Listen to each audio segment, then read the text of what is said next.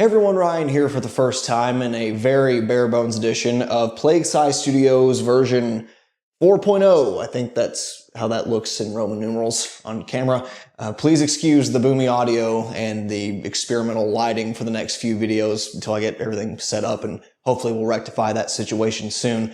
But before we continue with the theme of new things and new spaces and check out all the cool hardware and software and plugins that's coming out this year, I thought it would be a good idea to just get a little bit of perspective, lay some groundwork by going back into the past pod style like I did last year. But this time I wanted to look at some software plugins and start off with Waves GTR. Now this is version 3.0. This is the one that comes included in all the Waves software bundles, so gold and platinum. This is actually one of the expansions, was kind of my Christmas present to myself. Had a lot of the stuff, but just buying it all together was cheaper than buying a couple of them on their own, which is really good for mixing and mastering applications. But this gets thrown in there. For some perspective, I think this retails normally, air quotes around normally, because you never see it at this price anymore, at $120, although you'll find it on sale close to 70% off very regularly. So it's more like you're going to pay between 40 and 60. So this includes basically everything you would expect in an all-in-one guitar rig. You've got a pedal section that you can move both before and after the amp section, which in and of itself has its own built-in cabinet. You can take advantage of the signal chain in either a fully mono or stereo application. And here I'm showcasing mostly the GTR tool rack, but you can actually split them up into different sections. So if you just need the stomp boxes, you can load up a plugin that's only that. If you just need a tuner, you can load that up. Say if you're just needing a bass guitar amp and cabinet sound, you can load this up in mono and take advantage of the bass amps. And it does have quite a few in each category. So anything from clean to, at least it's supposed to be, blistering high gain contemporary guitar sounds. They are advertised as being in here, but I wanted to show this off because I think it's easy to lose perspective on how far modeling has come. Obviously, this is not the oldest version of GTR, so it's hard to say, this is 15 years ago, but it's still very much based on similar technology. And I think this is comparable to, say, the Pod XT generation of guitar modeling. I'll be going over a few of the things that I legitimately like about GTR and kind of evaluating this in a vacuum, so to speak, like we do most things. But this will mostly be focused on comparative analysis because for me, it's hard to call this value-oriented even if you get a lot of stuff for not a whole lot of money. So for those of you that don't stick around to the end of the video, I'm ultimately going to be recommending that you throw together your own list of free VST plugins, or go ahead and drop another $30, $40, $50 on something that's higher quality, even if you don't get as many options. Because 1,000 options don't matter if most of them sound like crap. Now make no mistake, Waves is an absolutely legendary organization that makes some of the most invaluable plugins out there, from super subtle to extremely powerful, and many of them are must-have, and so many other companies don't even dare to touch some of the stuff that they model or include in their bundles. And so I'm not trashing Waves as a whole here. They do some really great stuff, and hopefully over the next few months we'll go over some of the stuff that I think they do really well. This is more of a warning to stay in your lane and talk about why this technology and the tones you get from this particular package are definitely not extraordinary. So with that, Waves GTR.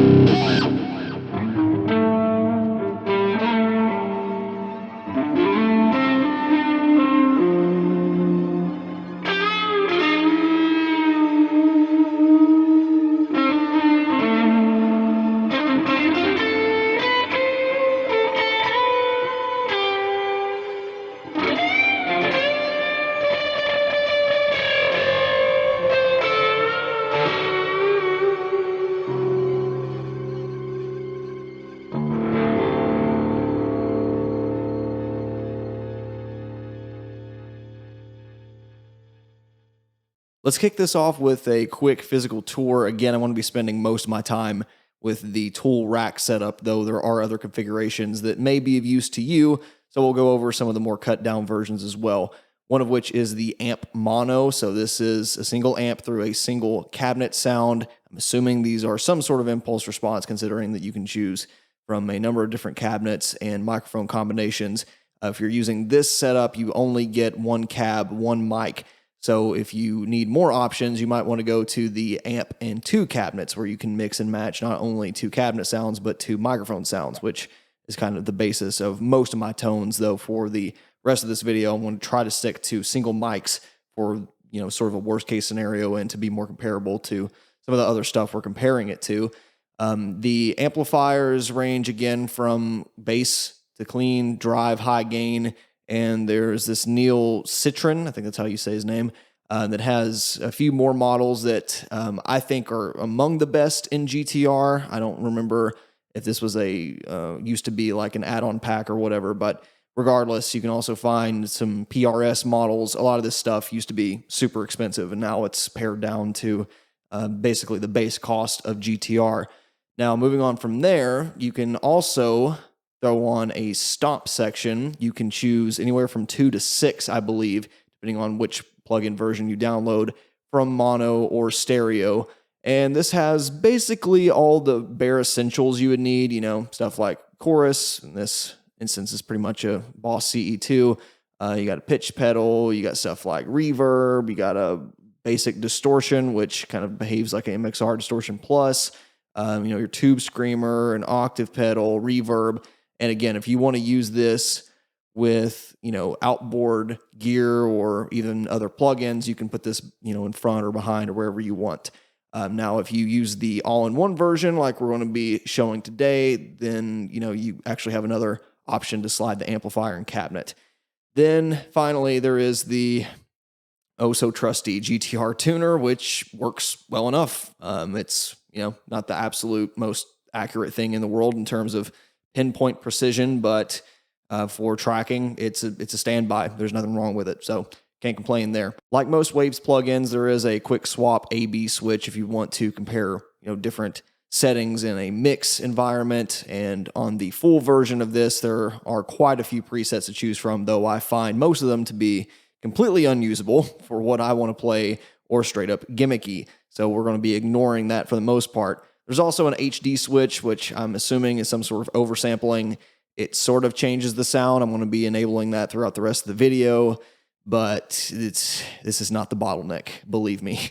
So let's go ahead and get out of the way the thing that holds back Waves GTR the most. And for that, we're going to be going through this full tool rack. So here we got a stomp section, amp, tuner, go through all the presets. And again, in that stomp section, this is where we can add pedals before and after the amp. So it's really easy to do that. No real convoluted like post-effect section or anything. Just drag and drop and you're ready to go, which is great. You've got your tempo if you want to sync your delay or reverb or chorus or whatever to that. And since I've got the stereo mode, I can actually choose 2 different amplifiers for each channel. I've got them linked for simplicity. So I'm going to make a bold statement that at first might sound contradictory to the introduction to this video, but hear me out. If you're a hip hop or pop or whatever genre of music producer that does not feature a guitar front and center for the majority of the track, if you've got like a backing rhythm thing, or maybe you got a lead to follow the vocals and the chorus, something like that, Waves GTR is more than fine. In fact, the last 20 years of amp modeling has been perfectly adequate for that kind of application. That's why the Line 6 pod has seen so much session work. That's why plugins like this, or even Line 6 amp farm, continue to get used, even if they are not the state of the art. And coming from a guitar player's perspective, it's not exactly inspiring to play through, but it works for those kind of applications. It's kind of the same deal with my music, or my synths, or the, orchestral samples, the most high-res, up-to-date things out there. No, but they're not front and center in the mix, and that's not the bottleneck for my sound. So if you are, someone who would consider yourself that kind of producer, and you've already got Waves, or you're looking to buy the bundle, it's probably more than good enough for that application. However, I'd wager most of you don't fall into that category because you're watching a nerdy guitar-centric channel called Plague Scythe Studios. So you're wondering, how does this sound for high-gain guitar? How does it sound for those really hard-to-achieve edge of breakup tones, or even cleans and crunch stuff for my more progressive projects? And so we'll be covering all of that. But let's go ahead and rip the Band-Aid off here.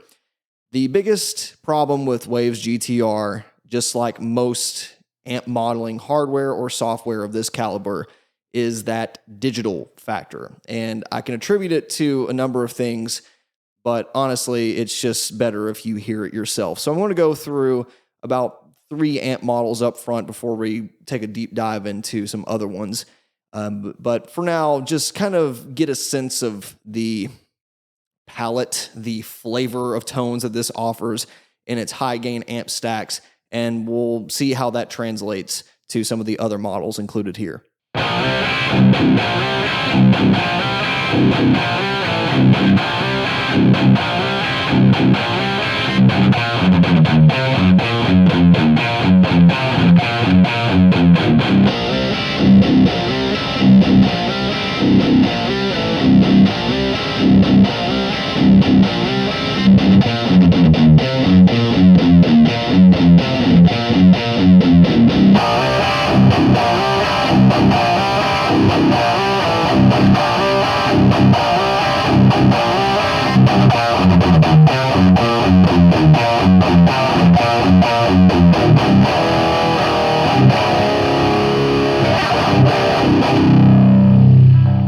No doubt that there are worse VST plugin tones to be had, though this is far from the best demonstration I've ever dialed in for one of my videos, and I'd attribute that to a few things. First things first, the cabinets are rather weak in my opinion. There are a few decent ones. The Brit can be useful. The Inferno in some ways can be. The Neil Citron actually has a decent amount of variety in here, especially like the vintage and even the regular 4x12 in the context of this package. But for the most part, they are rather low resolution sounding, and not even in terms of like 24-bit, 16-bit, because most of that stuff gets overblown. I mean, in terms of like the frequency response, it doesn't have that comb filtering high resolution sound compared to a quality impulse response, as you'll hear in some of these comparisons where it's like, oh, that actually sounds like a mic'd up guitar. There's a lot of detail here. Whereas this sounds more like a few passes of a parametric EQ over top of an already kind of cheap amplifier simulation. And specifically with these amps, I remember reading one comment a while ago that said it's as if they didn't even test the tone stack with some of these amps. And I kind of agree, because some of them are just awful, depending on which cabinet you pair it with. Especially some of them can just be like they do nothing at all, or they, attack a frequency that is just not musical for a guitar whatsoever. So don't be afraid. In fact, I would definitely recommend to venture far away from noon on some of these models. This one played okay, but some of these high gain amps are just very, very picky and are not user friendly in the least when it comes to the tone stack. The gain structure on these has that undeniably compressed, fizzy thing going on that reeks of aged amp modeling. This is no Neural DSP. This is certainly no Ignite amps, or even some of the other, great free VST plugins we looked at in the past couple of years. So this is the kind of caliber of modeling you should expect, which again can work just fine in the context of some mixes, and I would say for really technical, editing heavy genres, this could potentially yield a cool sound, but it doesn't sound like a mic'd up guitar amp. It just doesn't. So let's put a little evidence behind my earlier declaration. I'm going to go one by one and try to dial in a competent tone that would kind of cover the territory of my core guitar playing. So for instance, this would be just a simple clean sound, a little grit, a little bit of compression, but all coming from the amp. And then we'll just be using a simple reverb and post. Then I'm going to try to imitate that, if not surpass it, in terms of tonal quality, using nothing but free VST plugins. So here's you a little mini tutorial inside of a review. The point of this will be to prove that not only for some of these sounds that are decent in GTR. They're actually quite usable, I think, in some of these instances. There are, an equal amount of use cases for the free versions. So if you can justify replacing all of this with, a couple more slots in your plugin chain, then there's probably a really good case to be made to take that $60 to $80 or whatever they're charging for it that day and put it towards something that's higher quality, even if you don't have as many sounds on paper. We'll continue to revisit that philosophy throughout the video, but for now, here is Waves versus Poolin, Ignite Amps, and Togu Audio for a clean sound.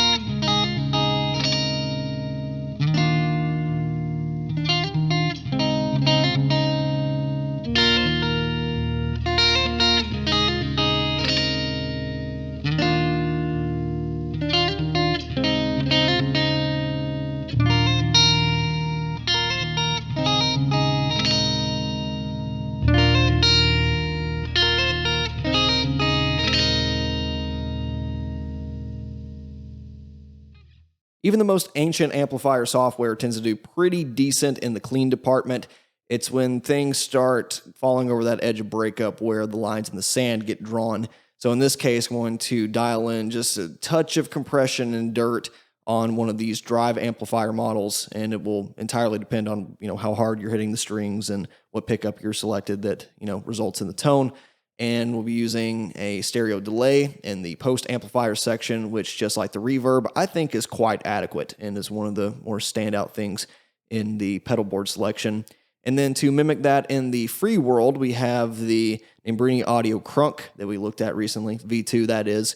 We'll be using the onboard speaker cabinet for that one, and then we'll be supplementing that with Nimbrini Audio's analog rack delay. So let's see which one does edge of breakup more convincingly.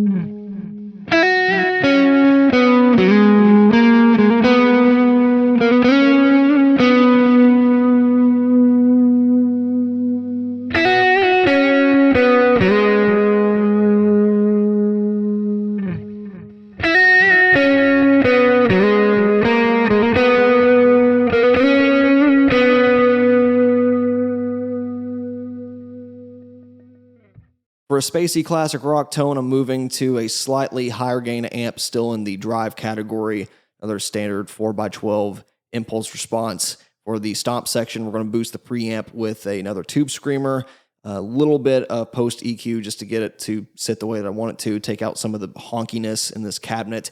And I'm using a stereo doubler to kind of implement a chorus effect, because the regular chorus in here does a lot of weird stereo panning stuff that I'm not a huge fan of, and this sounds actually really great on its own. And then for the free version of this, I'm going to be using Mercurial plugins in their entirety. So the Tube Screamer derivative is, of course, their Greed Smasher, which is the Mess Boogie Grid Slammer. For the preamp, we're using their JCM 800 preamp 1.3. We're also using their Mercurial Cab V3, so we're missing kind of a power section here, though with the tuning and some of the dynamics and stuff you can add on here, it sort of makes up for that.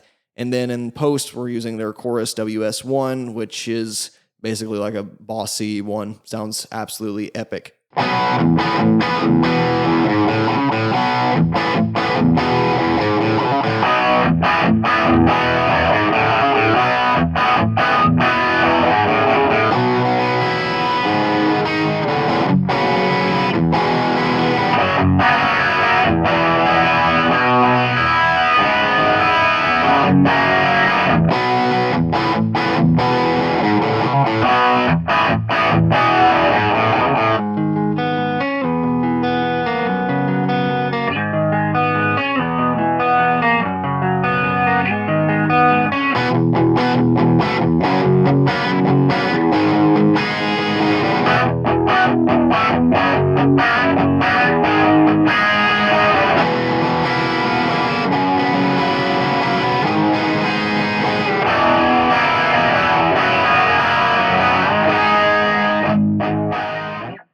The thing that becomes more and more obvious to me as these demonstrations progress is on its own, isolated or even in a mix, if you have no reference, GTR can sound completely fine. As soon as you listen to something that's more accurate, though, it's night and day, and you cannot go back. Like the cleans, they were both more or less the same for me. I definitely had my preferences with Lextac, but it was good. I could deal with that. The Breakup amplifier, there was a couple nitpicks I have with it, but they set in the mix the same, more or less, and it's usable. Crunch is where that cabinet impulse response difference really starts to come in handy. You can make up for some of the issues I have with the amplifier, but it starts to sound kind of compressed and not lively for me. All of that gets turned up to 11 when we get to more high gain tones. And frankly, this Plexitron Crunch is one of the best amplifiers in this entire collection, in my opinion. And it still has problems. But it's definitely, I would say, miles ahead of a lot of the high gain stuff in here. Like some of this is just inexcusably bad. I want to say it was Hot, or one of these other ones that's just, it's mush. It's nothing but mush. Scorch is decent. Modern is inexcusable from what I remember. Shredder and Monster, I think, are also quite bad. But these Nil Citron amps, especially the Crunch, you can get some decent stuff out of it. And again, on its own, when you hear it, it's like, oh, that's cool. It doesn't sound like, a real amplifier to me, but it sounds cool. And then, again, you put it up next to something of higher quality and you think this is complete trash. And to do just that, we were once again bringing out the big guns with Ignite amps, once again using that IR 2.0 with the stock impulse responses. The Ignite Emissary with KT88 power tubes on the lead channel, and boosting that with a TSB1 Tyrant Screamer. Not that it really needs it, but I'm using a 7 or 8 string guitar here, so kind of my preference there. And, with stuff like this, you can change the biases, and you got split mid controls and a tone stack shift and a deep switch and a bright switch, and you can make the IRs resonate more and make it sound more like a tube amp, and got a boost option here. All this stuff is just a twinkle in the eye of GTR. And do you absolutely have to have this kind of stuff to get a great sound? Not really, but on top of the quality differences, it's these little features that make or break the experience for me a lot of the times, and we've got it in a free plugin. So yeah, here are both companies' best attempts at a high gain tone.